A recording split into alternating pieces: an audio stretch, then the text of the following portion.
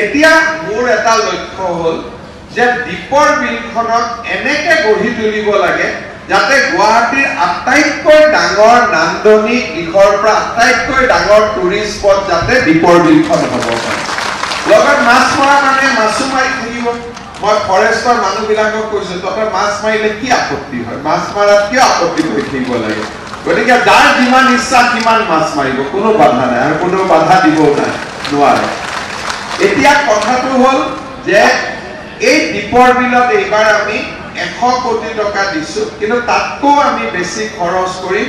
চাৰিওফালে আমি পাৰ্কটো বনাম আৰু আপোনালোকে ৰাতিপুৱা যাতে চাৰিওফালে মৰ্ণিং ৱাক কৰিব পাৰে দীপৰ বিলত, চাইকেল এখন চলাব পাৰে, এনেকে আমি ইয়াক সুন্দৰ কৰি নিৰ্মাণ কৰিম। আৰু সেই ধৰণে আপোনালোকক অকণমান সময় লাগিব, কিন্তু অহা ৩-৪ বছৰৰ ভিতৰত এটা ধুনীয়া প্ৰকল্পলৈ আমি দীপৰ বিলটোক ৰূপান্তৰ কৰিম।